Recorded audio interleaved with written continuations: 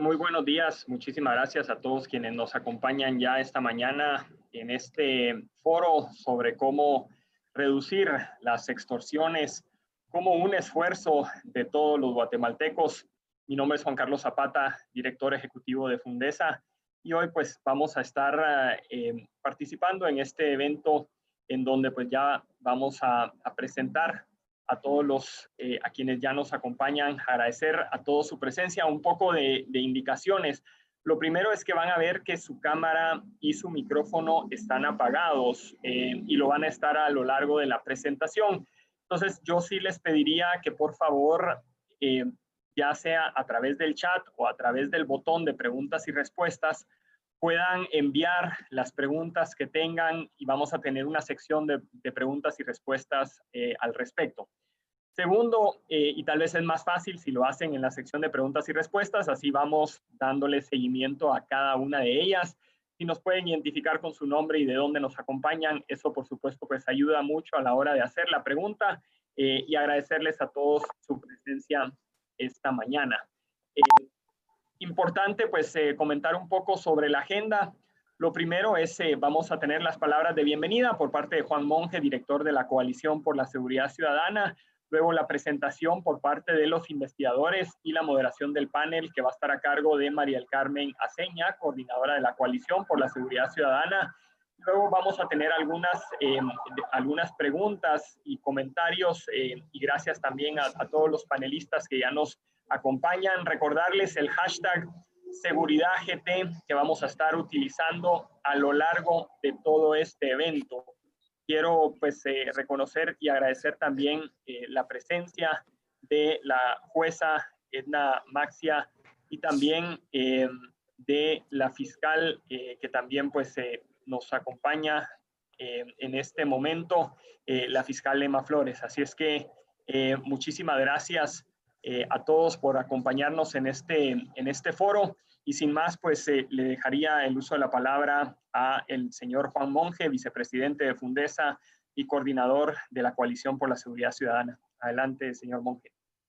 Muchas gracias, Juan Carlos, y gracias a todos los que nos sintonizan en esta presentación. Es un gusto poder estar con todos ustedes aquí el día de hoy como miembro de la Coalición por la Seguridad Ciudadana. En los últimos años, la coalición ha presentado mensualmente el índice de denuncias de delito, consistente en el monitoreo de las denuncias de 9 diferentes delitos. Esto nos permite contar con una radiografía sobre la situación de seguridad ciudadana en Guatemala, donde las buenas noticias son que la tasa de homicidios a octubre de este año bajó 5.3 puntos comparado con los inicios del año. Hemos alcanzado el punto más bajo histórico, ya que es de celebrar cada año que ahora hay menos pérdida de vidas guatemaltecas por este delito, aunque el trabajo no ha terminado, pues queda mucho camino por recorrer. Desde el año 2014 conformamos la coalición como un proyecto de Mejoremos Guate bajo la dirección de Fundesa y con el CIEN como brazo técnico y otras instituciones públicas y privadas. Nuestra meta ha sido medir y hacer propuestas en cuanto a la seguridad ciudadana para todos los habitantes del país, uniendo esfuerzos el sector privado, el sector público y la ciudadanía. Luego, al analizar la información que recopilamos, al seguir los indicadores y la información arrojada por los análisis realizados, se mostraba tendencias al alza de denuncias de extorsiones, llegando a una tasa preocupante de 80 extorsiones por cada 100,000 habitantes. Nuestro fin como coalición ha sido siempre contar con las mejores decisiones en cuanto a las políticas públicas basadas en datos reales y certeros. Con esto en mente, presentamos hoy el segundo estudio del fenómeno de extorsiones.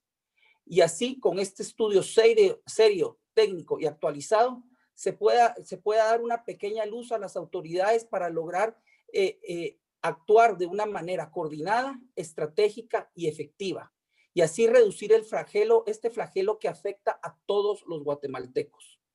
En Guatemala somos chispudos, trabajadores, emprendedores y pilas.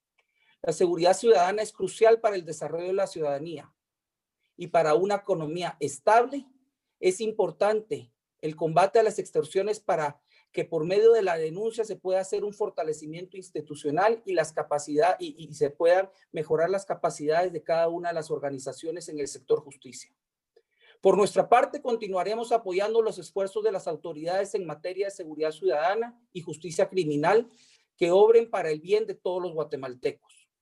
Pongamos todos nuestro granito de arena, denunciemos el delito de la extorsión y apoyemos a las autoridades para que los esfuerzos institucionales y de las diferentes estrategias que se implementan en contra de las extorsiones obtengan resultados positivos para mejorar la seguridad en nuestra querida Guatemala.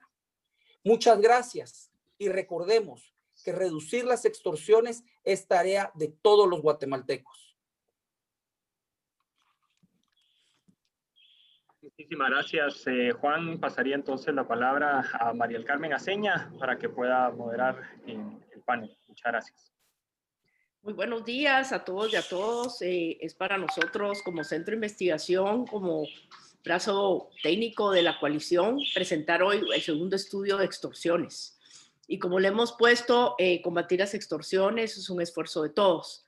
Quisiera agradecer a Corín y a Walter, quienes fueron los investigadores asignados para este estudio, y especialmente a la fiscal Emma Flores y la jueza Edna Maxia y al subcomisario David Boteo, quienes fueron parte del equipo, ya que ellos aportaron una serie de información y de conceptos que sin ellos no hubiéramos podido abordar el tema de una manera integral.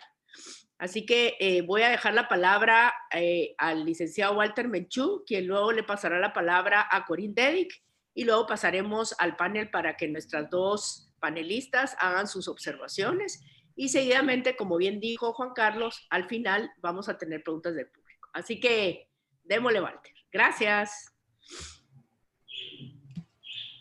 Muchas gracias, Mari Carmen. Gracias a todos por estar acá presentes el día de hoy. La presentación, como mencionaba los que me precedieron, pues es el segundo estudio que hacemos sobre las extorsiones. El primero lo presentamos en noviembre de 2014 y de aquel año para acá pues han cambiado algunas cosas, ha ido evolucionando tanto el delito como la forma de combatirlo, y quisiéramos, como con esta presentación, actualizar cuál es la situación y nuestras recomendaciones en específico para esta ocasión.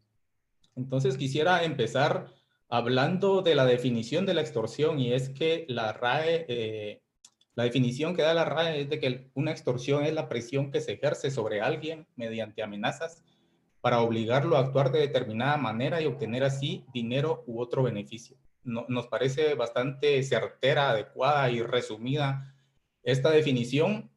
Y cuando revisamos en las leyes de Guatemala, encontramos de que estos conceptos están contenidos tanto en el artículo 261 del Código Penal, en donde vemos la definición de la extorsión, y también en el artículo 10 y 11 de la Ley contra la Delincuencia Organizada, que tipifican dos delitos específicos de extorsiones en contra del sector transporte. Ahora, ¿qué ha pasado con las denuncias de extorsión? Hasta el 2008 observábamos de que nunca en los años precedentes había incrementado más allá de 2,000 denuncias por extorsión, y eso significa que en 2008 hubo una tasa de 16 extorsiones por cada 100,000 habitantes, y estas son las denuncias que se hicieron. Luego vimos entre 2010 y 2015 un incremento de estas. Cada año se registró entre 5,000 y 6,000 aproximadamente, pero a partir de 2016 hemos observado un incremento sostenido en la tasa y en la cantidad de denuncias realizadas, de tal cuenta de que entre 2018 y 2019 hay un incremento del 70% en estas denuncias.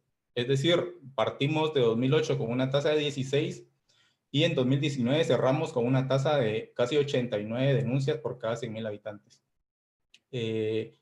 Hay que tomar en cuenta de que estas cifras son únicamente denuncias. También es necesario saber de que existe una cifra gris, es decir, personas que están siendo víctimas del delito pero que no lo denuncian. Según la encuesta de percepción de la seguridad ciudadana y victimización en Guatemala del año 2018, este delito, el delito de la extorsión, se denuncia únicamente un 35%. Esto significa de que solo se denuncia aproximadamente 1 de cada 3 extorsiones. Es decir, las cifras acá mostradas son parte de la realidad en Guatemala, la cual es mucho más grave de lo que acá se está mostrando, pero nos sirve para ver cuál ha sido la evolución de estas denuncias a través del tiempo. El sector afectado por las extorsiones, cuando observamos las 67,307 denuncias que se pusieron en la Policía Nacional Civil entre 2011 y 2019, encontramos que el 60% de estas fueron denuncias que pusieron personas que habían sido víctimas en sus residencias o en sus trabajos, pero habían sido denuncias que pusieron personas. Luego tenemos el sector de comercio con un 31% y el transporte con 6%. Otras actividades económicas están impactadas representan el 3% del total de las extorsiones. Y acá hay que hacer una aclaración, y es que a pesar de que el transporte o el comercio representen porcentajes menores que las extorsiones a residencias, sabemos de que en el transporte y el comercio, o sea, las extorsiones a empresas, ya sea pequeñas, medianas o grandes, pues se tienen los mayores cobros de extorsión, porque suelen ser montos altos y extorsiones regulares, es decir, extorsiones sistemáticas. ¿Qué ha pasado a nivel territorial? Y acá mostramos los mapas de 2014 y 2019. Y en ambos años encontramos que los departamentos de Guatemala, Escuintla, Jalapa, Retauleu y Quetzaltenango son los que registran las tasas más altas, tanto en 2014 y 2019. Vemos una concentración bastante alta en el área metropolitana y el sur del país. Si ustedes se dan cuenta, entre 2014 y 2019, pues obviamente la tasa más que se duplicó en esos 2 años. Ahora, cuando analizamos el fenómeno criminal, vemos que hubo una evolución bastante importante en los últimos 20 años. Y es que hasta mediados de la década de los 2000, podríamos nosotros definirlo como los inicios de esta extorsión. En ese entonces, las pandillas cobraban lo que se le denominaba la renta en los lugares donde operaban estas, pero posteriormente, entre 2006 y 2011, podríamos decir, se dio la segunda etapa y es el control territorial de las pandillas. Y es que en este periodo las pandillas se fueron expandiendo y teniendo mayor control territorial a través de las diferentes clicas de estas. Sin embargo, a partir de 2015, bueno, decimos 2015, pero ya en años previos ya se había visto este fenómeno, y es que ya no solo las pandillas, sino también otros reclusos que estaban en las prisiones y que aprendieron a cometer el delito de las pandillas, lo que llamamos los imitadores, porque imitaron el delito que cometían las pandillas y también se hacían pasar por pandilleros para amedrentar a la población. Y esto se estuvo investigando en los años previos, pero no fue hasta 2015 en donde se identificó exactamente que los imitadores habían pasado a ser una parte importante del crimen, que es en este caso de las extorsiones. Ahora, hay una diferencia entre los dos grupos, entre las pandillas y entre los imitadores. Bueno, igual entre las pandillas, entre las diferentes pandillas e incluso dentro de las diferentes clicas de una pandilla existen diferencias, pero podemos generalizar en cuanto a estos dos grupos que tienen diferencias bastante grandes. Uno es que las pandillas cuentan con una estructura bastante grande, poseen el control territorial a través de las clicas, en dados casos también ejercen la violencia para cumplir sus objetivos. En general, cobran una extorsión sistemática. Lo que les mencionaba anteriormente son cobros altos y frecuentes, y el transporte y el comercio son los sectores más afectados. Por otra parte, los imitadores por lo general cuentan con una estructura pequeña que no es fija. Pueden involucrar a familiares o amigos, incluso también compañeros de prisión en sus estructuras extorsivas. Luego seleccionan a sus víctimas al azar y lo común es que hagan llamadas al azar o envíen mensajes de texto a los teléfonos. Y por lo general es una extorsión casual porque son cobros únicos y muchas veces a través del engaño. Las residencias y las personas individuales suelen ser sus víctimas y la mayoría operan desde la cárcel. Según los investigadores de la policía y del Ministerio Público, el 80% del total de las extorsiones que se comete actualmente es realizado por los imitadores. Ahora, ¿cómo se abordan las extorsiones desde el punto de vista de la investigación y de la persecución penal? En el tema de la extorsión de las pandillas, pues se le da asesoría y acompañamiento a la víctima y se inicia una investigación que posteriormente se judicializa a través de un caso. Se trata de identificar la estructura criminal completa, y por lo general son casos con múltiples indicados o delitos. Ustedes ven que a veces el Ministerio Público y la policía hacen redadas en donde se desarticulan bandas grandes que pueden tener 50, 80, hasta 100 personas indicadas. Y no solo por el delito de la extorsión también, porque como mencionaba, muchas veces estos grupos criminales hacen uso de la violencia y cometen otros delitos más graves que la extorsión. Por lo general, estos delitos se litigan en juzgados de mayor riesgo, pero en el caso de los imitadores, lo que se hace es brindarle asesoría a las víctimas para que no paguen. Si se ha identificado que una extorsión proviene de un imitador, pues obviamente el riesgo es mucho más bajo que si viene de una pandilla, y por lo tanto se asesora para no pagar. Se hace una investigación básica, por ejemplo, de qué número de teléfono le están llegando los mensajes o de qué número de teléfono le están llamando, y en caso de detectarse que se esté activando ese teléfono en las cercanías de una cárcel, pues se hace requisa a una cárcel con el fin de incautar estos teléfonos. Por lo general son casos con pocos indicados, por lo mismo que les decía antes de que los imitadores no tienen estructuras grandes. La mayoría de estos casos no se judicializan porque no se consuma la extorsión tal como está definido en el artículo 261 del Código Penal, porque este artículo para su comisión requiere que haya un pago extorsivo, y la mayoría de esas veces las extorsiones se terminan cuando la asesoría se le da a la víctima y la víctima ya no contesta las llamadas, no responde los mensajes y bloquea los números desde los que lo están llamando. Por lo general se litigan en un juzgado contra las extorsiones o en un juzgado común en el caso de que haya delitos más graves involucrados. Ahora, ¿qué ha pasado con las denuncias de extorsión? Si tomamos el periodo de 2010 hasta mediados de 2020, encontramos que en el Ministerio Público se realizaron 86,000 denuncias, de las cuales el 66% ya habían sido concluidas. Había 31% todavía casos activos, por ejemplo, que se estaban investigando, que se estaban haciendo las diligencias, y un 3% que se encontraba en procesos judiciales. Es probable que estuvieran siguiendo un proceso en el organismo judicial y estarían esperando sentencia dentro de poco. Ahora, cuando vemos las denuncias concluidas por tipo, encontramos que el 8% de todas esas denuncias concluyeron por sentencia. Eso significa que fueron 4,232 casos. Existía un 29% que fue desestimado por algún juez y un 55% que se le dio otras salidas. Por lo general pudo haber sido una salida de archivo dada por el Ministerio Público, porque también ya no había que judicializar el caso, porque la extorsión o la amenaza de extorsión había concluido después de que se asesoró a la víctima. Entonces vemos que hay un 8% de sentencias en todos los casos que se denunciaron. Cuando observamos los casos ingresados en el organismo judicial, observamos que hubo un incremento sostenido principalmente a partir del año 2016. Ustedes se dan cuenta, a partir del 2016 ya se registran más de 2,000 casos ingresados en el OJ. Creemos que fue por el fortalecimiento de las distintas instancias, ya sea la Policía Nacional Civil, a través de DIPANDA o a través de la Fiscalía contra las Extorsiones, que empezó a operar en 2015, pero que en los siguientes años fue abriendo otras sedes en el interior del país. En este periodo de 10 años y medio ingresaron 18,600 casos, que son los que ven ahí ustedes en esta gráfica. Ahora, ¿qué ha pasado con las sentencias que se han dictado? El 84% se dictaron en este mismo periodo de 2010 a mediados de 2020, se dictaron 16,250 sentencias. El 84% de ellas fue condenatoria. Eso significa que se condenó a más de 13,000 personas por el delito de extorsión. Es un porcentaje bastante alto comparado con otros delitos que existen y por los cuales el OJ emite sentencias.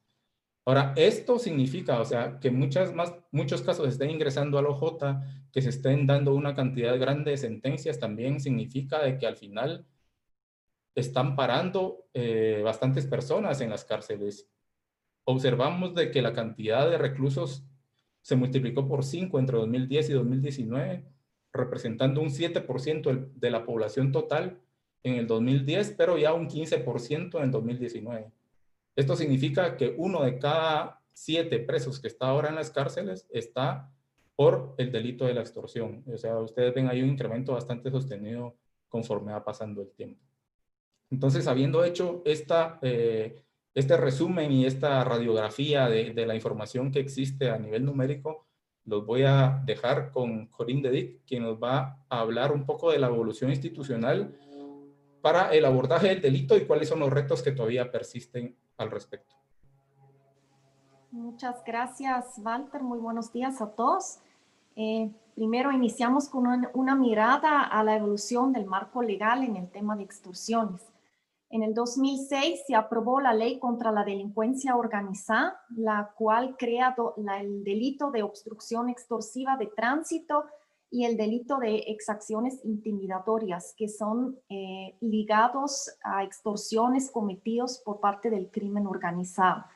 También se establecen en esta misma ley nuevos métodos de investigación, como lo es la escucha telefónica y la entrega vigilada, métodos que se aplican específicamente en las investigaciones de casos de extorsiones. En el 2009 Se reformó el artículo 261 del Código Penal a través de la Ley del Fortalecimiento de la Persecución Penal para adaptar la tipificación del delito de extorsión. Y en el 2013 también se aprobó la Ley de Equipos Terminales Móviles, la cual crea el delito del uso de un celular adentro de una cárcel, como también el ingresar un celular a un centro carcelario, y contiene un artículo específico que se refiere a los funcionarios y empleados públicos en ese sentido. Ahora, en el tema de las instituciones que están encargados para trabajar en el tema de extorsiones, se puede observar que hubo un fortalecimiento sostenido de las unidades de investigación. En la PNC, por ejemplo, se puede ver que DIPANDA, que inició en el 2009 como un programa contra el desarrollo criminal de las pandillas, ha sido fortalecido y crecido hasta convertirse en una división interna de la PNC en el 2014. Y a partir de ahí también se ha expandido a sedes departamentales y municipales. Entre el 2012 al 2014 se instalaron unas fuerzas de tareas, una de ellas específicamente dedicada al tema de extorsión, con el objetivo de coordinar las instancias de investigación y judicialización. Sin embargo, en el 2014 fueron disueltos. En el Ministerio Público se puede observar un fortalecimiento similar como en la Policía Nacional Civil, con la Fiscalía contra las Extorsiones, la cual inició en el 2009 como una unidad dentro de la Fiscalía contra el Crimen Organizado, y en el 2015 se convirtió en una Fiscalía de sección, y más adelante del 2017 hasta la presente fecha también se ha logrado expandir a sedes departamentales y municipales en coordinación con las sedes de DIPANDA. En el INASIF se inauguró en el 2014 un laboratorio de acústica forense, el cual es relevante en el tema de peritos para reconocimiento de voz, en el tema de extorsiones, muy importante por el tema de los mensajes y que se dejan en los teléfonos, o también las llamadas que se están haciendo por parte de los extorsionistas. Y en el 2017 se inauguró el Laboratorio de Informática Forense, el cual sirve para recuperar y extraer información de dispositivos electrónicos, aunque esos ya hayan sido borrados anteriormente. El organismo judicial inauguró en el 2009 el primer juzgado y tribunal de mayor riesgo. Esos son para delitos muy graves y con riesgos de seguridad. Y en estos tribunales y juzgados se litigan más que todo procesos de extorsiones relacionados a los pandillas. Hasta hoy ya existen 5 juzgados y tribunales de mayor riesgo en la capital y 1 en Quetzaltenango. Adicionalmente, a inicios de este año, en febrero, se abrió el juzgado y tribunal contra las extorsiones. Lamentablemente, el tribunal quedó desintegrado por el fallecimiento de uno de sus jueces y no se ha ido nombrando a su sustituto todavía. El Instituto de la Defensoría Pública Penal ha inaugurado una unidad de defensoría para casos de mayor riesgo cuando se abrieron esos juzgados y tribunales para dar acompañamiento y defensoría a los casos que se llevan en esos juzgados y tribunales de mayor riesgo. Y por último nos queda el sistema penitenciario, en donde se puede ver que lamentablemente a lo largo de todos esos años no se ha tomado ninguna medidas institucionales para contrarrestar el tema de las extorsiones. Vamos a ver cuál es la relación del sistema penitenciario con las extorsiones. En este mapa se pueden ver las denuncias por municipio, y lo que se puede observar es que muchos de los municipios en rojos tienen en su cercanía un centro carcelario, como lo es el caso, por ejemplo, de Puerto Barrios, de Huehuetenango y Quetzaltenango, Chimaltenango, todo el área sur y también el área metropolitana. Eso es de relevancia porque según las autoridades policiales y la fiscalía, el 90% de todas las extorsiones sale de algún centro carcelario. Bueno, eso nos deja la pregunta, ¿por qué es que los reclusos pueden delinquir y hacer extorsiones desde una prisión aquí en Guatemala? Y ahí lo que podemos ver es que el sistema penitenciario registra un crecimiento acelerado de la población privada de libertad desde el año 2008 hasta la fecha, llegando ya a casi 26,000 personas encarcelados versus únicamente 6,800 espacios disponibles, que prácticamente no han variado en los últimos años, lo cual nos da una tasa de ocupación del 380%, la más alta de toda Latinoamérica. Y lo que hay que entender es que cárceles con un hacinamiento tan grave, tan grande, derivan en un descontrol porque prácticamente hay un espacio para 4 personas disponible. A este hecho se suma también que la institución está operando con un déficit de personal operativo, lo cual no permite que tenga una presencia adecuada en los centros carcelarios. Y a esa falta de control se suma el tema de la corrupción, el cual permite también que el ingreso de objetos ilícitos como lo son los celulares en el caso de los extorsionistas. Prácticamente el sistema penitenciario ha tomado 3 acciones para contrarrestar las llamadas de extorsión que están saliendo desde las cárceles. Uno es trasladar a los pandilleros juntos de un centro a otro. Sin embargo, esto no resuelve el problema, sino solamente lo mueve de un centro carcelario hacia otro. La segunda acción fue intentar de instalar un bloqueo de la señal de telefonía. Esos esfuerzos se iniciaron en el 2010. Sin embargo, hasta la fecha no se ha logrado un bloqueo total, sino que este sigue siendo un bloqueo parcial que permite que salen aún llamadas telefónicas desde las prisiones. Y la tercera acción son requisas en los diferentes centros carcelarios mediante los cuales se incautan alrededor de 1,000 celulares cada año. Sin embargo, hay que tomar en cuenta que anteriormente esos ingresaron por la vía ilegal al centro carcelario. Definitivamente esto es una estrategia no sostenible para reducir las extorsiones, ya que siguen saliendo el 90% de las mismas de algún centro carcelario. Y poco efecto tiene cuando se investiga y condena a los extorsionistas, si esos al final pueden seguir extorsionando desde las prisiones. Ahora que hemos visto qué es lo que ha pasado en cada una de las diferentes instituciones, también es importante conocer cómo coordinan entre ellos su trabajo. Y ahí en las instituciones del sector seguridad y justicia se puede ver que la coordinación entre el Ministerio Público y DIPANDA es el pilar de los esfuerzos para contrarrestar esas extorsiones.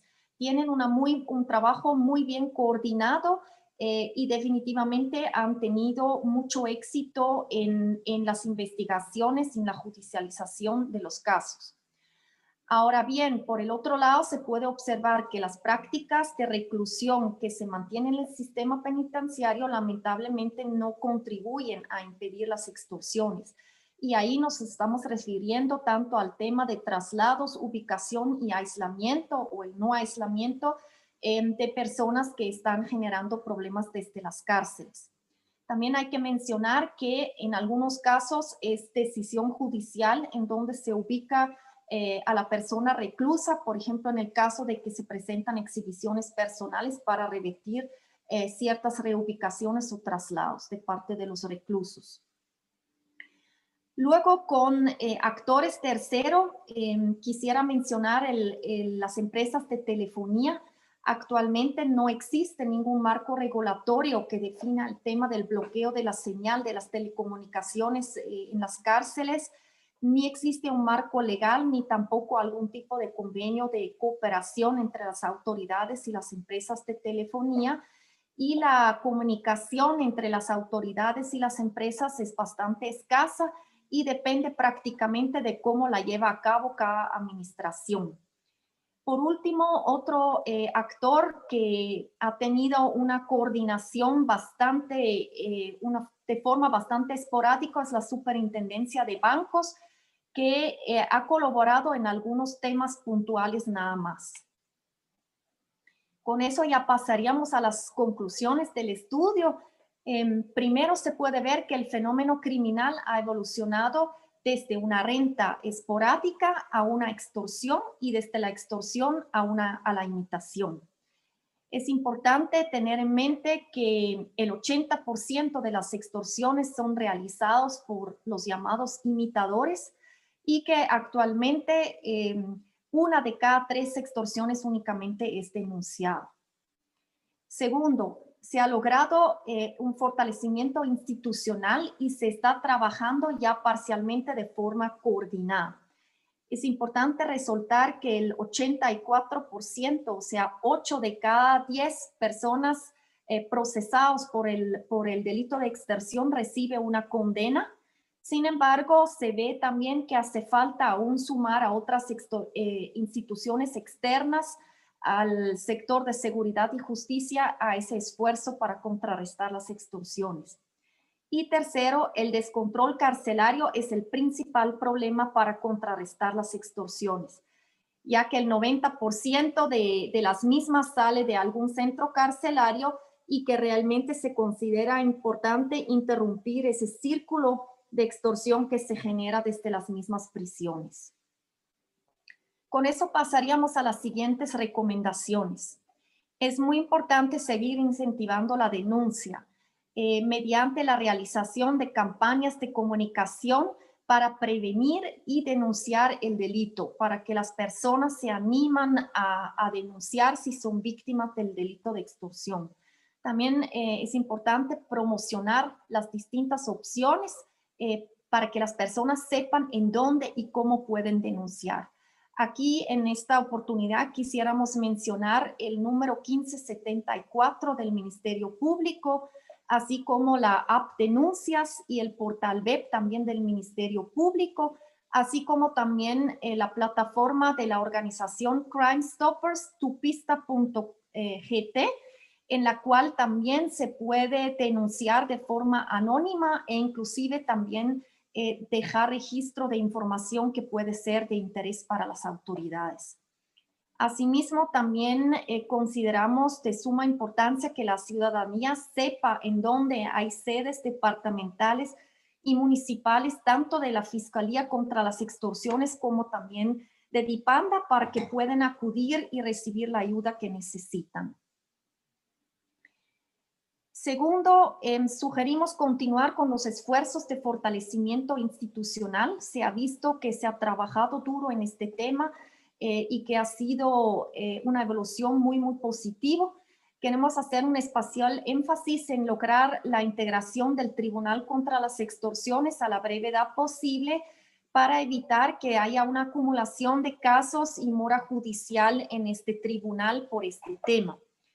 Además, también se recomienda mejorar la coordinación interinstitucional, especialmente con el sistema penitenciario, y seguir invirtiendo en la capacitación constante del personal, como se ha venido haciendo.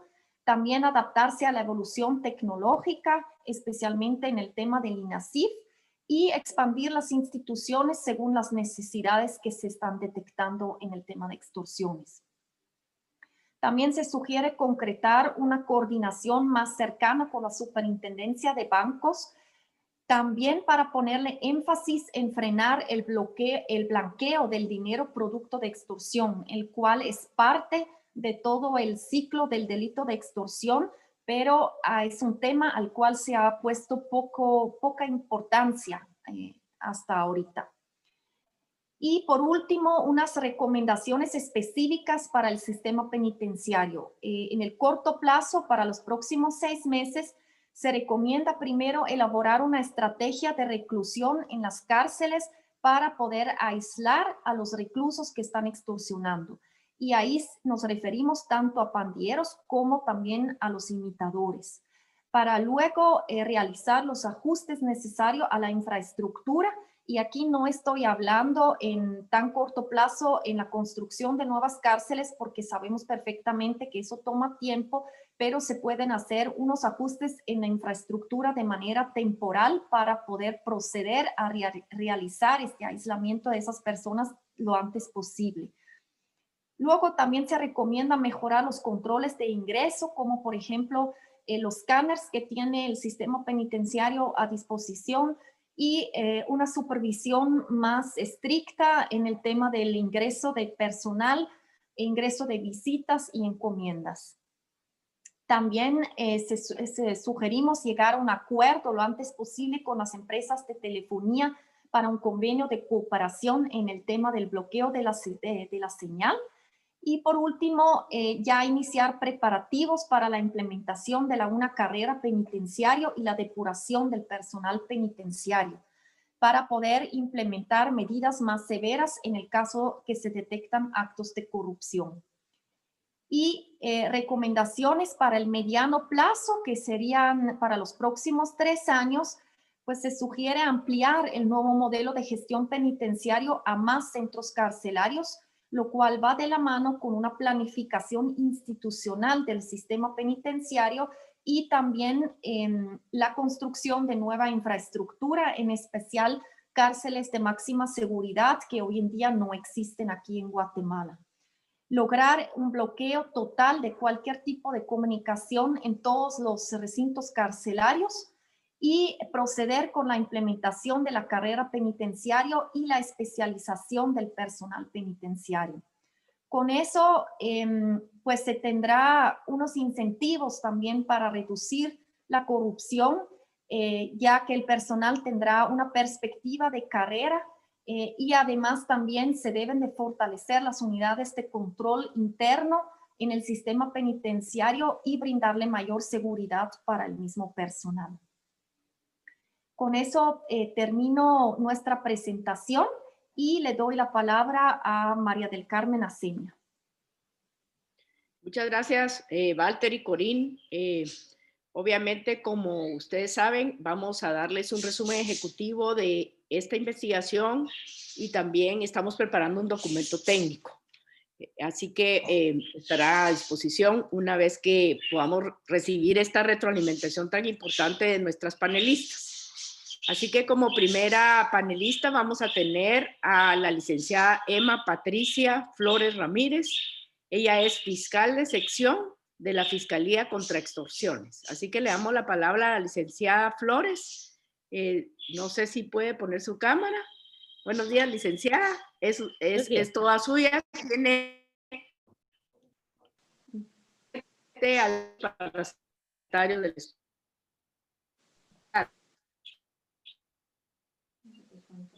Ay, perdón, se quedó bloqueado. Tiene unos 10 minutos, por favor, para que nos comente acerca del estudio, de los hallazgos y de la evolución del tema de extorsiones. Muy bien, gracias. Buenos días. Gracias a la Coalición para la Seguridad Ciudadana por la invitación a esta presentación de la investigación sobre la reducción de las extorsiones como un esfuerzo de todos.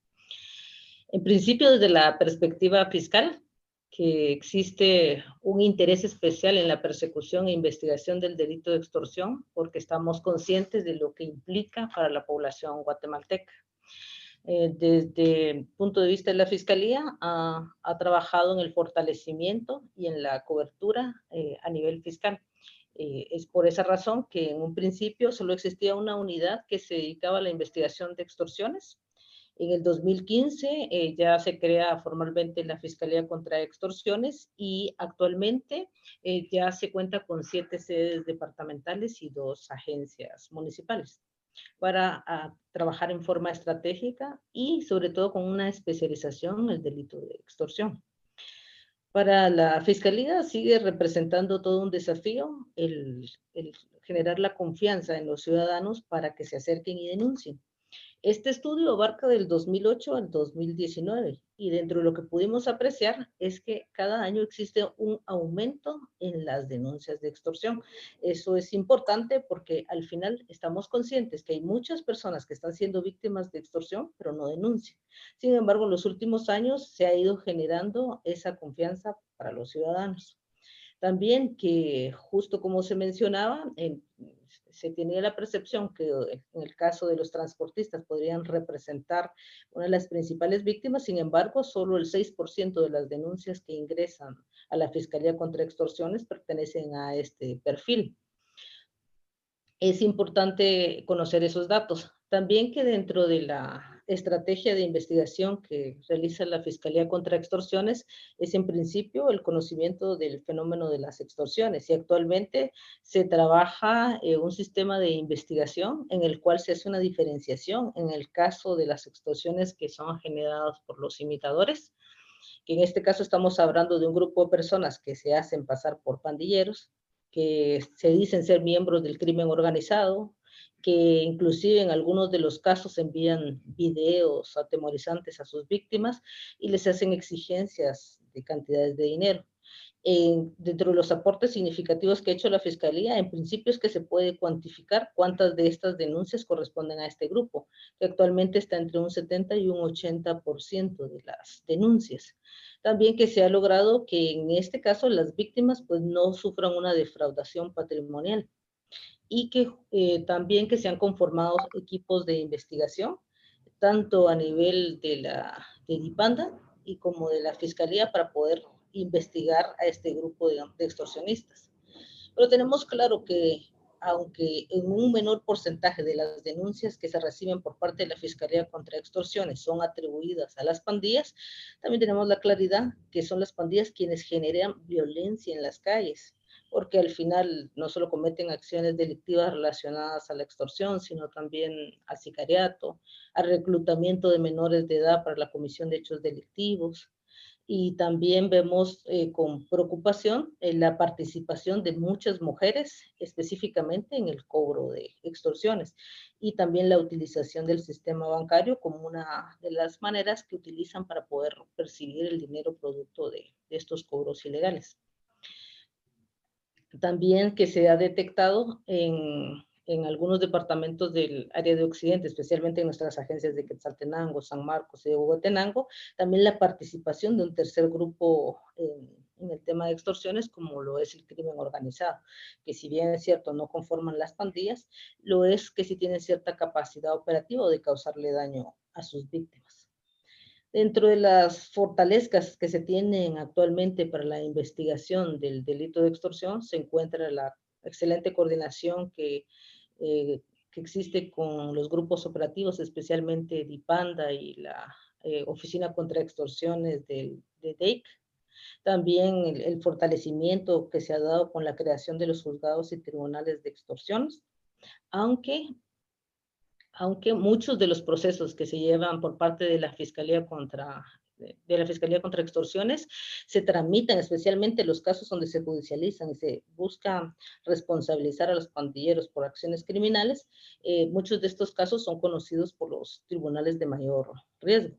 Actualmente la Fiscalía está llevando un proceso contra 147 pandilleros de la Crazy Gangster, y ese está llevándose en un tribunal de mayor riesgo. También se cuenta con la fortaleza de que está el Juzgado de Diligencias Urgentes en la sede del Ministerio Público. ¿Cuál sería el principal problema a criterio de la Fiscalía en la persecución penal del delito de extorsión? La falta de control que existe en el sistema penitenciario. Un alto porcentaje de las denuncias son coordinadas y realizadas desde los centros carcelarios, tanto en el grupo de los imitadores como en las pandillas. Y es tan grave este problema y se puede evidenciar porque algunas de las acciones que ha realizado la Policía Nacional Civil es la realización de requisas. Cuando se realiza una requisa en los centros carcelarios de Cantel o Pavón, se reducen considerablemente las denuncias por los próximos 3 días. Un ejemplo sería que la Fiscalía recibe aproximadamente 14 denuncias diarias y luego de realizar las requisas disminuyen a 3 o 4 denuncias. Entonces vemos cómo ese representa uno de los mayores problemas en la persecución penal del delito de extorsiones. Y en el caso de las pandillas se sigue al final determinando a través de las investigaciones que se realizan que muchas de estas extorsiones son dirigidas por los líderes que están privados de libertad. Y no solo extorsiones, sino también coordinación de asesinatos, traslados de armas de fuego y otros hechos que generan violencia. Y consideramos también que tiene que haber una fortaleza también en el control que se tenga en el sistema bancario, porque, como ya mencioné, muchas de estas extorsiones, el dinero ingresa al sistema bancario, entonces deben existir controles más efectivos para poder al final establecer la responsabilidad de todas estas personas que participan de esta manera en la comisión del delito de extorsión. Y por supuesto que también tienen que haber esfuerzos por parte del Estado en el tema de prevención, en la recuperación de espacios que han sido al final tomados por pandilleros y trabajar mucho en el tema de la denuncia. Es importante que los ciudadanos confíen en las investigaciones que realizan las autoridades. Creo que al final se han establecido por parte de la Fiscalía muchos mecanismos para poder acercarse al ciudadano y facilitar el tema de la denuncia. Se cuenta con un call center, con una aplicación vía telefónica y también con una unidad de atención inmediata que al final le permite al ciudadano que su denuncia sea recibida directamente por personal de la Fiscalía contra extorsiones. Eso considero que son aspectos importantes que contribuyen a la investigación del delito de extorsión. Y con respecto al estudio que se nos ha sido presentado, creo que es muy importante los datos que se han evidenciado y creo que tienen una comprensión del fenómeno de las extorsiones y también lo importante que representa al final el tema de la denuncia y la investigación que se está realizando específicamente en el tema de los grupos que han sido identificados como partícipes en el delito de extorsión. Únicamente.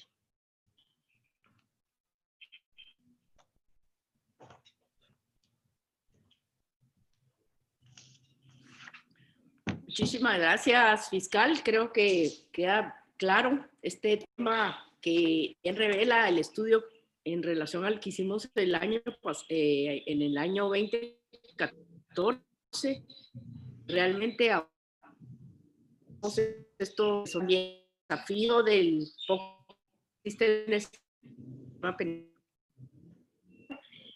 público a apoyar a las personas. Así que el Ministerio Público está pasando juzgados. Vamos a dar la palabra a la jueza Edna Maxia para que también comente cómo lo están trabajando desde el organismo judicial. Gracias, señora fiscal. Muy buenos días a todos, especialmente a los investigadores de CIEN y a Fundesa, quien ha patrocinado este estudio que definitivamente nos aporta datos importantes y más que todo nos coloca en la palestra una coordinación interinstitucional, que es lo que realmente ha faltado, porque todos hacemos esfuerzos separados, pero esa es la debilidad. Creo que debemos hacer frente. Es un esfuerzo de nación lo que hay que realizar y principalmente pues debe existir una coordinación entre las instituciones para que realmente exista una incidencia en la reducción de las extorsiones. En este caso, quiero comentarles que el organismo judicial pues también hace sus esfuerzos para poder llegar a una sentencia, a una efectividad en relación a las extorsiones en cuanto a la sanción penal que es la labor del organismo judicial. El organismo judicial desde el 2015 pues tuvo la intención de crear órganos especializados, sin embargo la falta de espacio en la torre de tribunales impedía tener salas de audiencias que pudieran hacer efectivas para poder llevar los debates orales y públicos.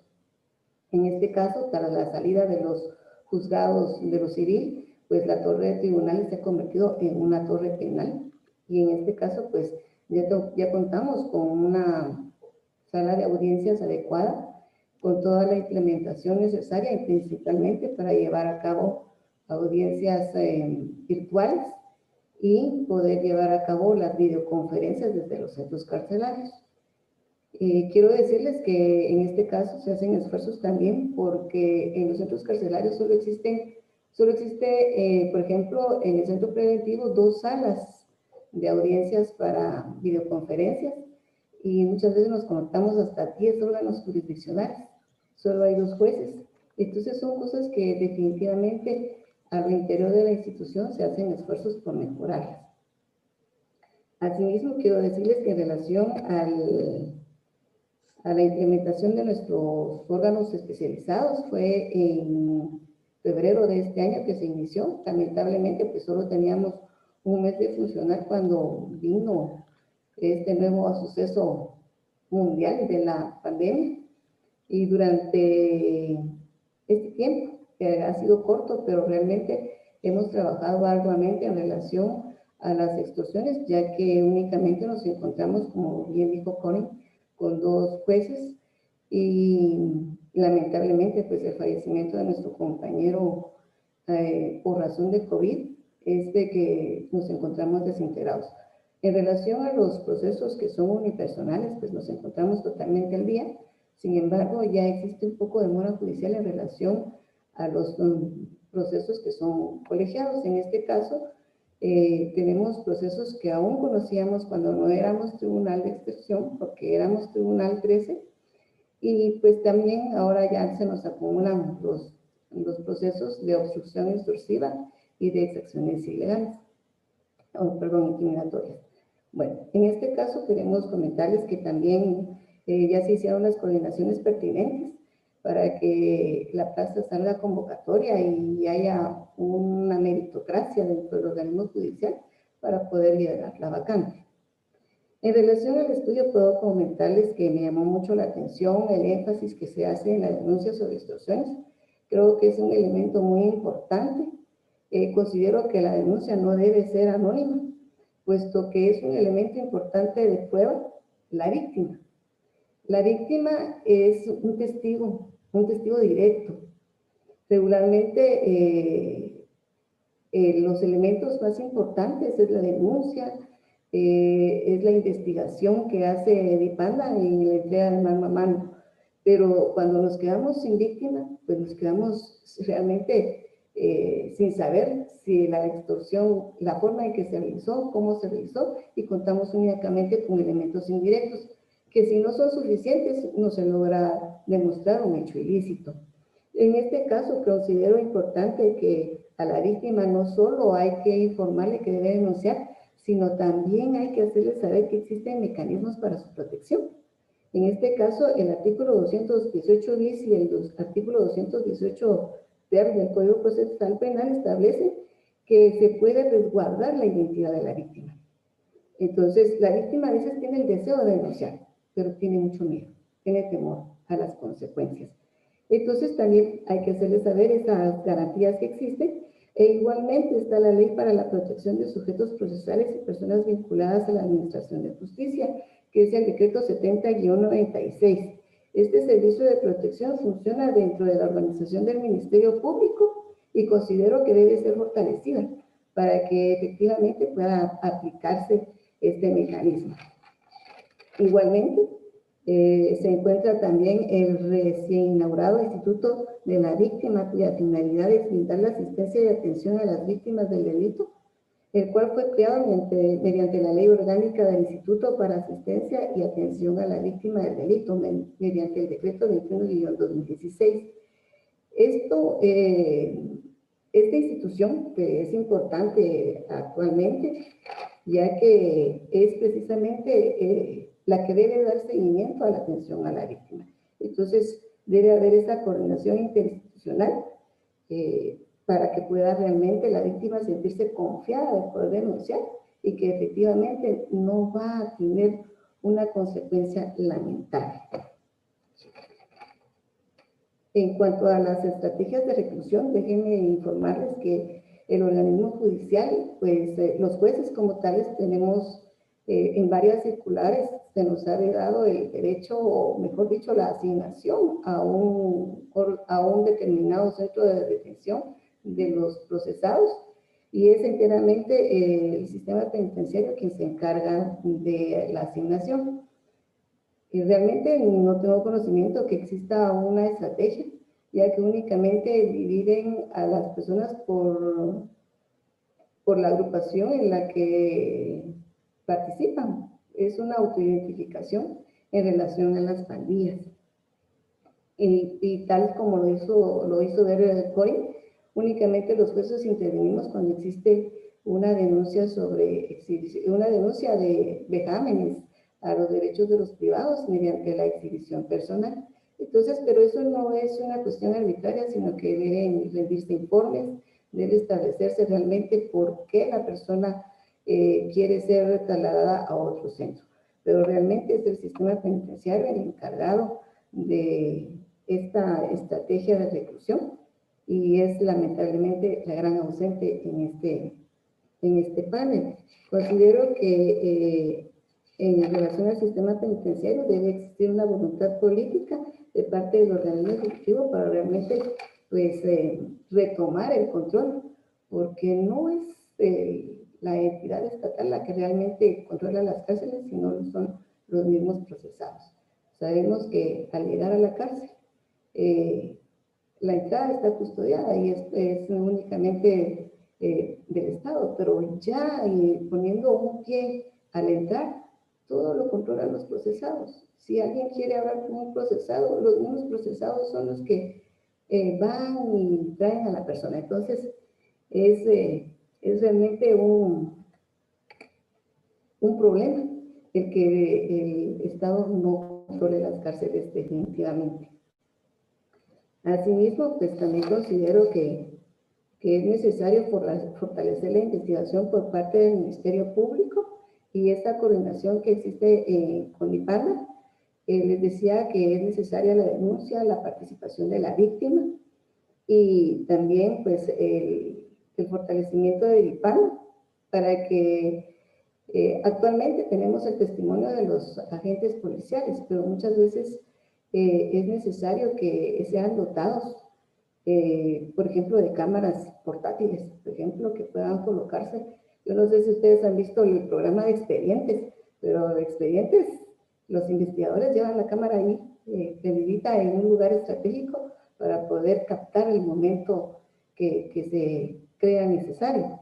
Pues yo creo que también IPANA debería de contar con estos elementos de estos instrumentos, estos recursos para poder fortalecer sus testimonios, ya que después de 2 o 3 años que llega el tribunal una denuncia, un caso, pues a veces la memoria falla y es donde a veces existe la debilidad.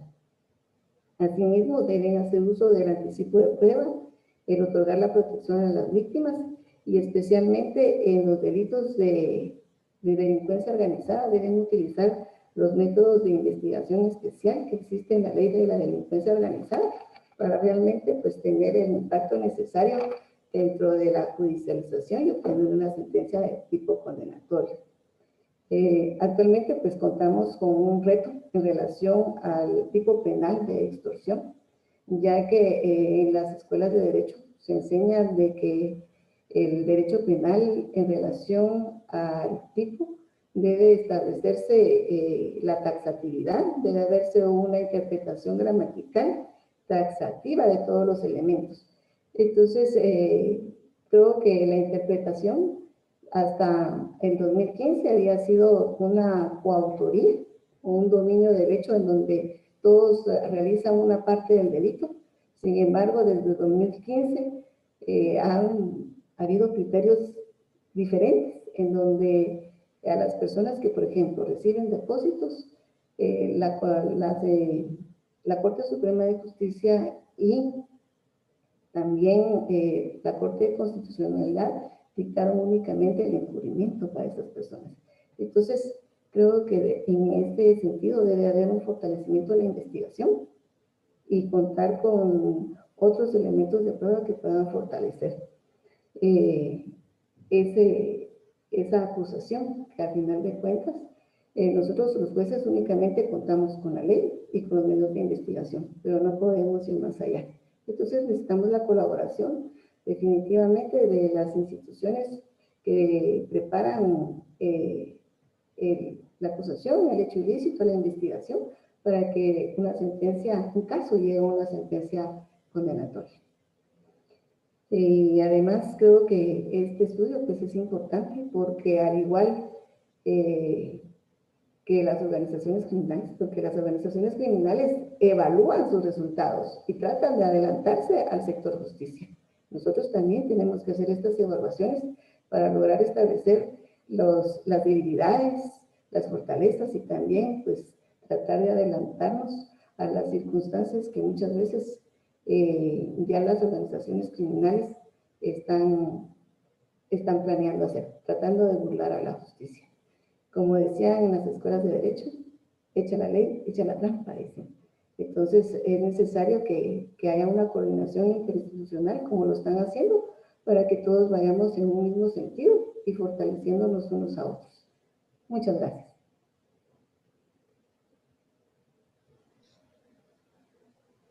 Muchas gracias, jueza. Vamos a pasar a continuación a una serie de preguntas y respuestas para los cuatro, tanto para Walter, para Corín, para la fiscal y para la jueza.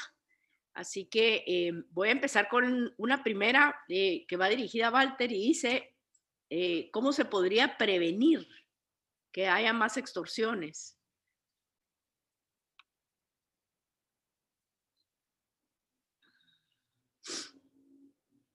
Perdón, estaba sin audio.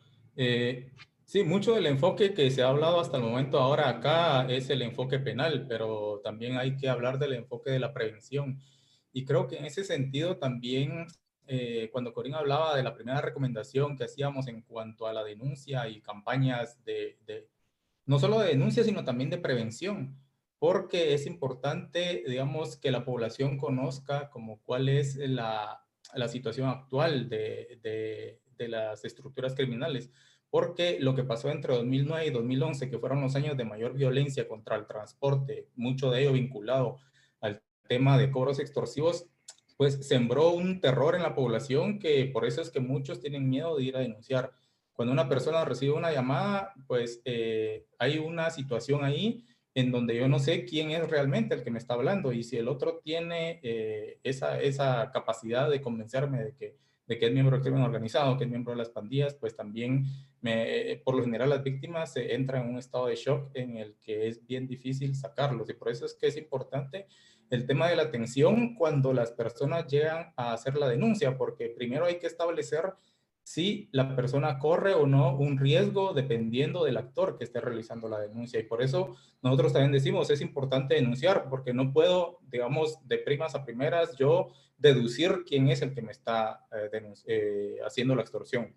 Si yo voy a denunciar, probablemente el número que me esté llamando ya lo tengan mapeado los investigadores, ya esté en un proceso de investigación en el Ministerio Público y entonces me pueden recomendar que no tenga mayor miedo y problema porque ya es un extorsionista identificado, que no hay riesgo y entonces los protocolos a seguir es de que yo no conteste ese número, que lo bloquee y el caso.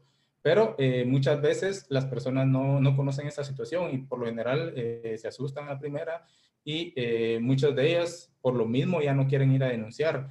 Y cuando no se denuncia, no se tiene esa información, se pierde esa información para las investigaciones. Y también por eso es de que se abre esa otra opción de que la gente denuncie de forma anónima. Quizás no vaya a servir para llevar adelante un caso en el tema penal, en el tema de la judicialización, pero puede servir de insumo alguna información que se dé ahí para completar, de armar un caso que se esté llevando contra una estructura criminal. Entonces sí es importante el tema de la prevención desde el tema no solo de hacer las denuncias, sino también tener protocolos de uso de los teléfonos celulares, de las redes sociales, por ejemplo, para protegerse a sí mismos, porque al final no sabemos quién está accediendo a nuestros datos del otro lado de la pantalla.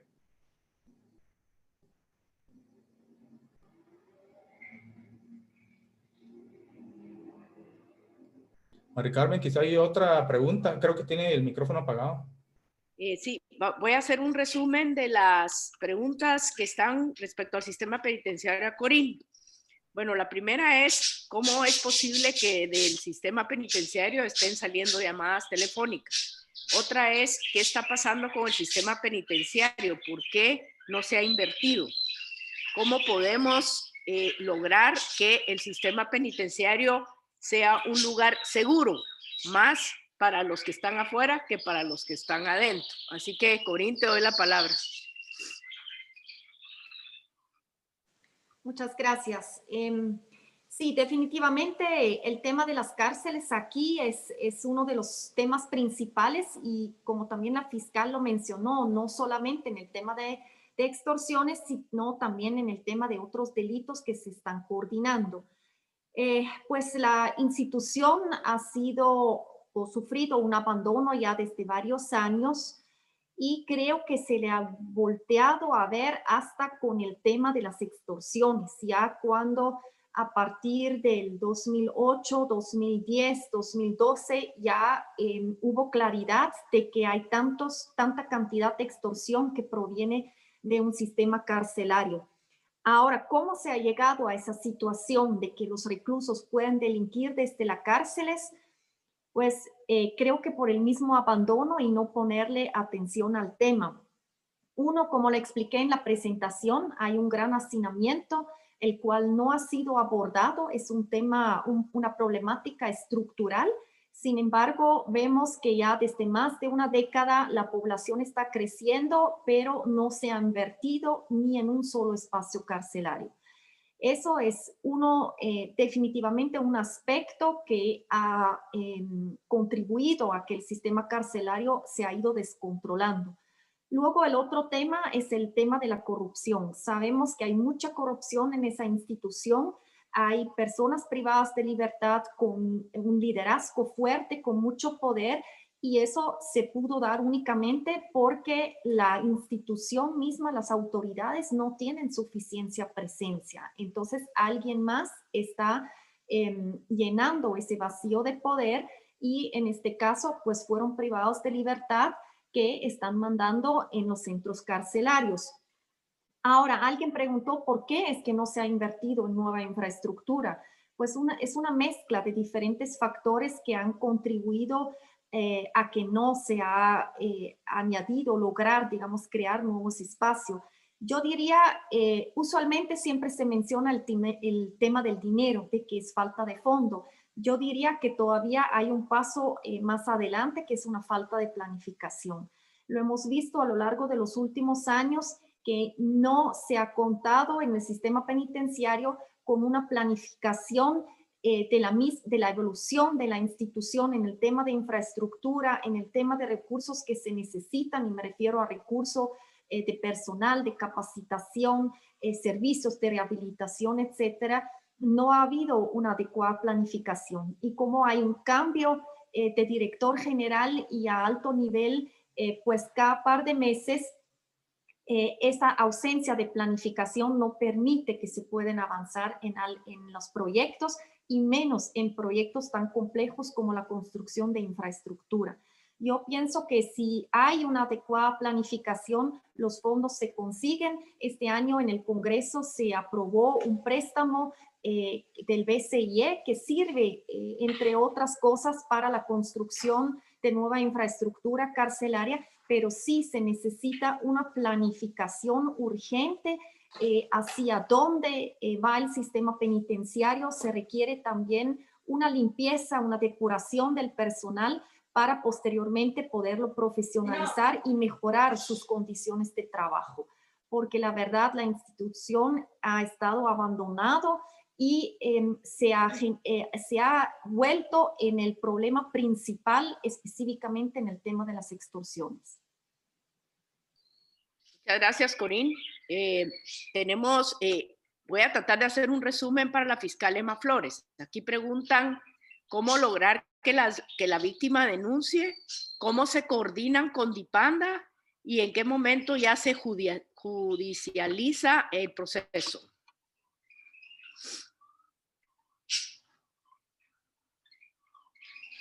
La fiscal, ahí está. Ahí está. Gracias. En principio, que la Fiscalía utiliza como parte de su protocolo de atención a la víctima la reserva de los datos de identificación. También utiliza los mecanismos que la ley le prevé para poder garantizar la seguridad de las víctimas. Es, de hecho, una de las primeras diligencias que se realizan del momento que se presenta la denuncia, que para su declaración se utiliza un tema de anticipo de prueba o por medio de videoconferencia en casos más graves para poder lograr ese apoyo y ese acompañamiento a la víctima, que es normal que tenga temor al denunciar.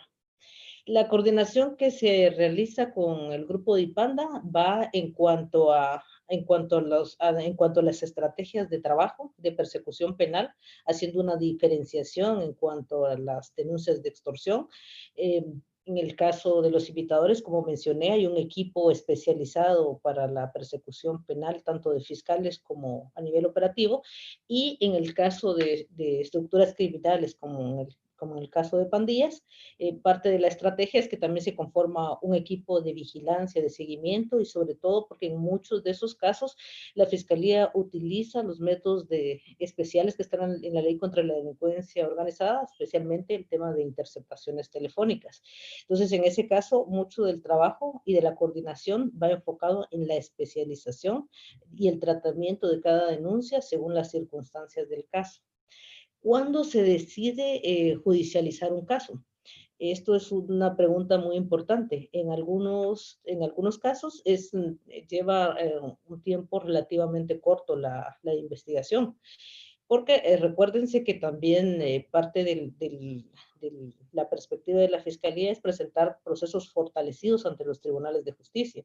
Por eso lo pudieron observar en el estudio que la mayoría, es decir, un 84% de los procesos que son judicializados se convierten en una sentencia de carácter condenatorio, porque eso es importante también para generar confianza en las víctimas.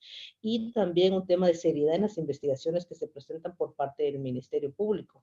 Entonces, básicamente la pregunta es que se van a judicializar en el momento en que la investigación permita ese grado de certeza para poder obtener una sentencia de carácter condenatorio. Por supuesto que en la persecución penal, específicamente que involucra a pandillas, esos son procesos que llevan más tiempo porque el seguimiento que se da en las investigaciones, especialmente con seguimiento de método de interceptaciones telefónicas, sí puede llevar varios meses, pero es importante comprender que recordemos que en el tema de pandillas, detener a las personas que llevan el teléfono, a las que están recibiendo el dinero, ya sea porque lo van a traer mano a mano o que participan prestando sus cuentas bancarias, pues eso es una tarea relativamente fácil y no lleva pues mayor esfuerzo de parte de la Fiscalía. Sin embargo, el poder identificar a los líderes, a los sicarios, a las personas que están coordinando desde la calle, ese es un esfuerzo que requiere, digamos, un trabajo muy profesional de la Fiscalía y del grupo operativo como tal, porque al final esa es la certeza que se requiere. Y debemos entender que en el caso de las pandillas como tal, para generar esa confianza en la víctima, es necesario no solo capturar a las personas que están involucradas en la extorsión, sino por supuesto detener a los sicarios, que al final ellos son los que representan una amenaza grave contra la víctima. Entonces, justamente en esos momentos es que se decide la judicialización de los procesos.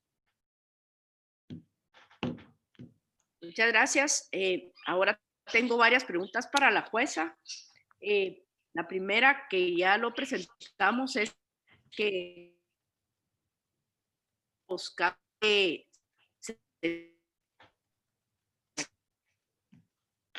bastante interesante, que dice que ya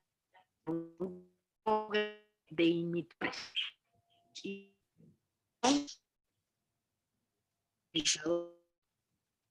ahora deciden a qué carcelario va y cómo lo hacen. Disculpe, Mari Carmen, hubo una interrupción en su señal. ¿Será que puede volver a repetir las preguntas?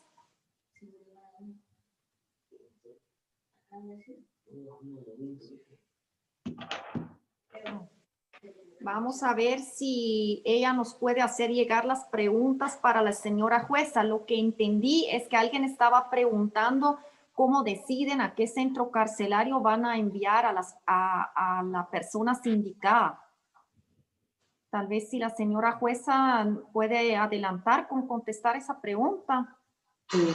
En primer lugar, les manifestaba que existen varias circulares por parte de la Corte Suprema de Justicia en donde se nos sugiere o se nos indica que no es facultad de los jueces enviar a los procesados a determinado centro carcelario, sino que únicamente al resolver la situación jurídica del procesado se le liga a procesos, se le priva de su libertad y se pone a disposición del sistema penitenciario. Es el sistema penitenciario el que dispone a qué centro envía a cada procesado. Los juzgadores únicamente tenemos la potestad de poder intervenir en esa circunstancia cuando se presentan exhibiciones personales a favor de los procesados o de los acusados, en las cuales se señala que los mismos están siendo sujetos de algún vejamen. En ese sentido, entonces, se piden los informes al sistema penitenciario acerca de las circunstancias en que se está desenvolviendo este tema y se cambia a otro sistema, a otro centro penitenciario, y únicamente en ese momento es en que se interviene, tratando de resguardar la integridad de esa persona acusada, que hasta ese momento es inocente. Entonces, realmente la estrategia de cómo los acusados son ubicados en los sistemas penitenciarios es exclusivo del sistema penitenciario. Pero puedo decirles que, por ejemplo, al Centro Preventivo de la Zona 18 hay un sector de pandillas en donde va la pandilla de Barrio 18 y van a las personas que no son pandilleras, a las que se les llama paisas. Por ejemplo, al Boquerón van las personas que son de la Mara Salvatrucha, y a Pavosito personas que son paisas y que no representan un mayor riesgo. Eso es lo que hemos observado, pero realmente nosotros como jueces no intervenimos en esa decisión. Ok, muchas gracias. Entonces, si quieren, para ir concluyendo, aquí me preguntan qué hacen si son personas víctimas de extorsión. Pues es importante que la gente sepa que hay un número telefónico en el MP, el 1574, y que también está en la policía una dirección especial que es DIPANDA, que también tiene todo un proceso y protocolos para atender a las víctimas.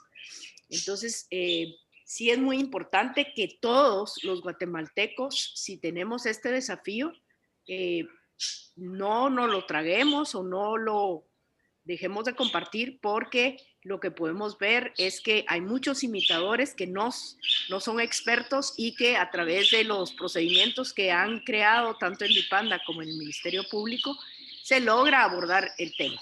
Entonces yo les pediría a cada uno de los panelistas, empezando tal vez por Walter, seguido de Corín, luego de la fiscal y la jueza, que nos dieran 2 minutos de su tiempo como conclusiones y recomendaciones y cómo podemos trabajar juntos. Gracias, Mari Carmen. Sí, yo retomaría, por ejemplo, el título de la presentación, que dijimos que las extorsiones, reducir las extorsiones es un esfuerzo de todos. Y como decía, bueno, y en ese esfuerzo de todos hablamos de las instituciones. Vemos que tanto DIPANDA, MP, OJ, IDPP y NACIF han hecho esfuerzos importantes. Aún falta involucrar más a otros actores externos como Superintendencia de Bancos con el tema de rastreo para prevenir el lavado de dinero producto de extorsiones. También las empresas de telefonía en el tema de llegar a un acuerdo con las autoridades para lograr el bloqueo de la señal telefónica en los centros carcelarios.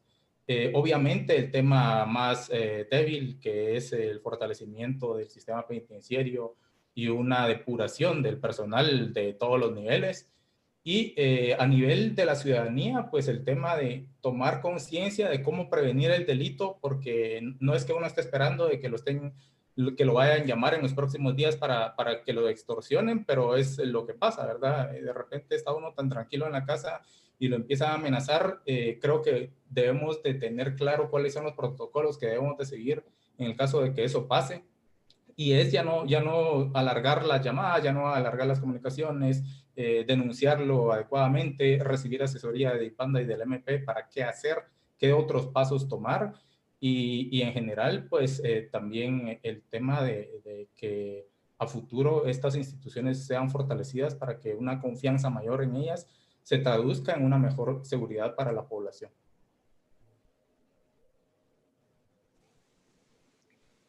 Bueno, yo quisiera profundizar un poquito en el tema del sistema penitenciario. Hemos visto que eso realmente se ha vuelto el gran nudo de este problema de extorsiones. Creo que ya no se puede esperar más para iniciar una transformación del sistema penitenciario. Sabemos que pues es complicado, es un proceso, hay que tener paciencia, pero lo importante es que se inicie. Entonces, ya no se puede postergar el tema de una reforma que debe ir trabajarse paralelamente al tema de intentar de controlar y estabilizar pues las cárceles como están actualmente en el país.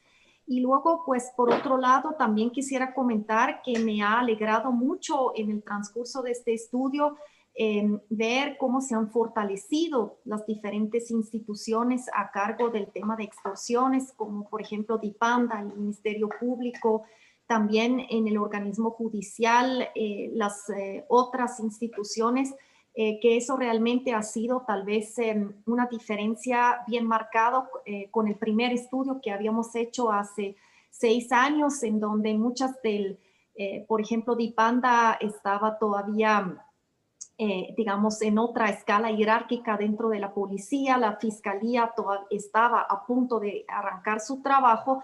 Entonces, realmente me alegra que en este tema sí se puede ver cómo se han hecho esos esfuerzos de parte de las diferentes instituciones.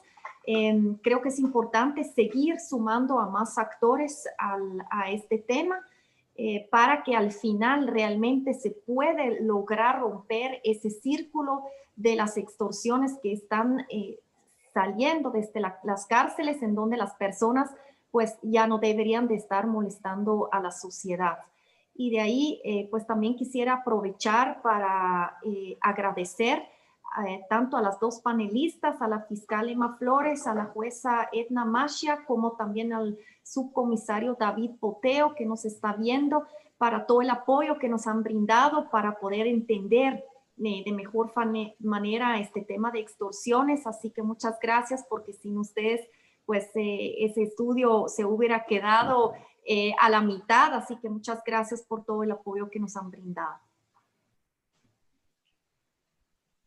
Gracias. Le damos la palabra a la señora fiscal. Sí, gracias. Quizás como conclusión, resaltar el esfuerzo institucional que se está haciendo en la persecución penal del delito de extorsión, invitar a todos los ciudadanos a que confíen en las autoridades, que presenten la denuncia, y a todos aquellos ciudadanos que tienen conocimiento de personas que están involucradas en el tema de extorsión, aunque no sean una víctima directa, que presenten la información para poderle darle seguimiento a la investigación como tal. Decirles que existe un grupo de fiscales comprometidos con el trabajo que se está haciendo, y conocemos al final el riesgo y el temor que pueda tener la población, pero sin embargo, decirles que el compromiso está en cuanto a poder investigar a estas personas, y lo más importante es llevar justicia a las víctimas. Y recordemos que el dinero que se le paga a los extorsionistas, al final los convierte en personas más fuertes, porque les permite realizar actos de corrupción, comprar armas de fuego y al final fortalecerse en la comisión de estos hechos delictivos. Por eso es muy importante el tema de la denuncia, y sobre todo porque siempre la principal pregunta que nos hacen a nosotros es: ¿qué tengo que hacer yo si soy víctima de extorsión? Y entonces la recomendación es denunciar, porque se les va a asesorar cuál sería el procedimiento a seguir en un caso en concreto. Gracias. En este caso, licenciada María, me voy a adelantar a su designación. Como conclusión, podría decirles que, en primer lugar, felicitarlos por este estudio. Creo que reevaluar nuestras acciones es importante para poder enfrentar los desafíos que más adelante tendremos. Asimismo, pues, indicarles a las víctimas que deben aprovechar esta nueva institución que es el Instituto de la Víctima y que precisamente pueden abocarse a ellos para que pueda dársele seguimiento a sus casos tanto dentro de la Fiscalía como dentro del organismo judicial. Igualmente, pues hacerles constar de que el organismo judicial también hace su propio esfuerzo, que en este caso, pues como órgano especializado, pues ya entramos de lleno a conocer este flagelo y que consideramos que más adelante también tendremos la necesidad de fortalecer el tribunal, y actualmente pues ya se fortaleció el juzgado de primera instancia, puesto que ya es pluripersonal, ya no únicamente está el licenciado Cojurún, sino que ya fue designado otro juez, y ese esfuerzo del organismo judicial se está encaminando y creemos que en el futuro también el tribunal va a ser fortalecido para poder darnos abasto y conocer todos esos casos que se están litigando. Y además de eso, pues considerar de que nosotros como jueces sí tenemos y estamos comprometidos y tenemos el deseo de contribuir a la justicia. Cuando nosotros escuchamos a las víctimas en el proceso penal, en las audiencias de debate oral y público, eso es lo que piden, justicia. Y nosotros estamos dispuestos a realizar esa justicia, y necesitamos que las instituciones involucradas a nosotros pues también hagan su trabajo, en este caso coordinadamente, llevando una investigación fortalecida para tener una sentencia de carácter condenatorio. Nosotros en nuestro papel somos imparciales, pero sí podemos contribuir a decirles si existen algunas debilidades en la investigación o en el proceso, para que puedan las instancias coordinar un mejor medio de investigación, para que también el momento de valorarlo, pues realmente tengamos la certeza que la persona acusada es realmente la extorsionadora. Entonces, no me queda más que agradecerles por tomarme en cuenta. Corinne y Walter, creo que su estudio nos arroja elementos muy importantes para seguir en contra de esta lucha. Muchas gracias. Muchas gracias a los investigadores, especial mención a la jueza, la fiscal y también al subcomisario David Boteo, quien también colaboró para proporcionar los datos, a Corinne y a Walter por esa pasión que le ponen para hacer estos estudios y evidenciar con los datos. Realmente vemos que hay un fortalecimiento institucional en los últimos años, de lo cual debemos de estar orgullosos, y que obviamente pues hay una tarea pendiente que es el sistema penitenciario. También quisiera agradecer a la Fundación para el Desarrollo de Guatemala, Fundesa, que con su visión es parte de esta coalición por la seguridad, y a los organizadores del evento, donde participa también CIEN y Crime Stoppers. Estaremos haciendo este tipo de investigaciones con un objetivo: mejorar la seguridad ciudadana. Y lo más importante es que usted denuncie. Si usted recibe una llamada o un mensaje de WhatsApp, comuníquese al 1574 y podrá ser atendido por las autoridades. En nombre de la coalición, les deseo a todos que tengan una feliz tarde, y esperamos que este estudio aporte a que podamos tener más y mejor seguridad. Feliz día para todos. Gracias.